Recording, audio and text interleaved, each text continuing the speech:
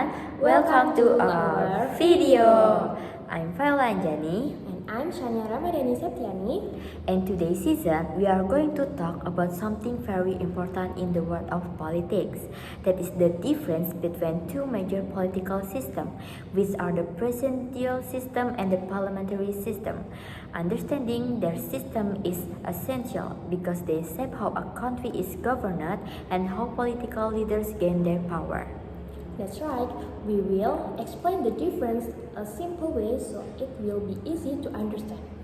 And we hope this video can help you learn more clearly about how government systems work around the world. Hi Sania, do you remember last week we just finished our class presentation about system of government in our political science course? Oh yes, I remember that. By the way, what topic did you and your group present? My group present about the parliamentary system. How about you? Wow, interesting. My group presents about the presidential system. Actually, I'm still curious.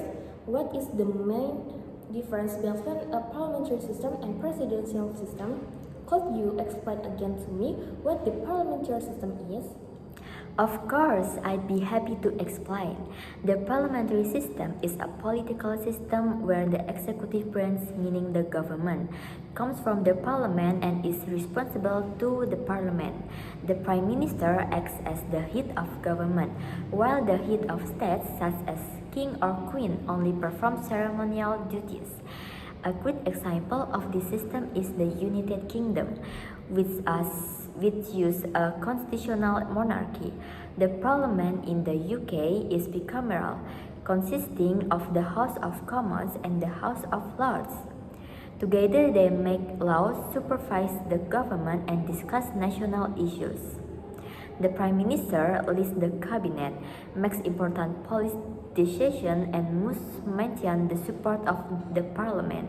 If they lose support, the government can be replaced through a vote of the confidence. Wow, that's so interesting. Are there any advantage and disadvantage of a parliamentary system of government? Of course, there is. The first advantage is that there is one, strong accountability and responsibility, and two, political stability, and three, fast and efficient decision making, and four, balanced power with constitutional tradition, and five, more equal public representation. While for the weakness, first is executive dominance when one party has full control, and two, instability when no party has majority, and three, leaders can be replaced without elections, and four, small parties might struggle to be represented. So basically, in the parliamentary system, the parliament has more authority than the prime minister. Yes, correct. The parliament holds greater power because the government must always maintain their trust. Thank you, Viola. I can understand now. My pleasure, Sania. And how about the presidential system? Could you explain again to me what is the presidential system is? Of course, now let me explain the presidential system. In the presidential system, the president serves as both the head of state and the head of government. The president is elected directly by the people and has a fixed term, which cannot be changed except through a legal impeachment process. There is a clear separation of powers between the executive, legislative, and judicial branch, creating a check and balance system. A real example is in the Philippines, which practices a democratic presidential republic. The president leads the executive branch for 6 years and cannot be re-elected. The legislative branch consists of the Senate and the House of Representatives, and the judiciary is led by the Supreme Court.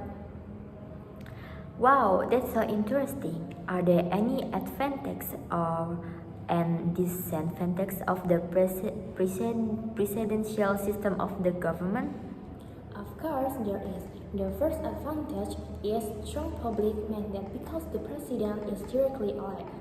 Second is stable leadership for a fixed term. Third is faster implementation of politics.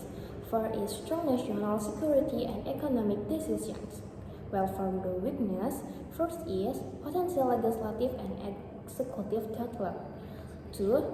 Hard to replace a president. 3. Risk of excessive concentration of power.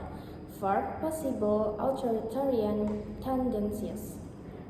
So, the presidential system focus more on independent power and stability? Exactly, leadership is stable, but check and balance must be strong to prevent abuse of powers. So, to conclude, the parliamentary system emphasizes cooperation between the executive and the legislative branch and allows leadership to change more flexibly based on parliamentary support. While the presidential system emphasizes separation of powers with stable leadership for a fixed term, even though sometimes conflict between branches and can slow down decision making. Both systems have strengths and weaknesses, and countries choose them based on their political culture, history, and national needs. We hope the explanation helped you understand the difference more clearly. Thank you for watching. See you next time and bye everyone.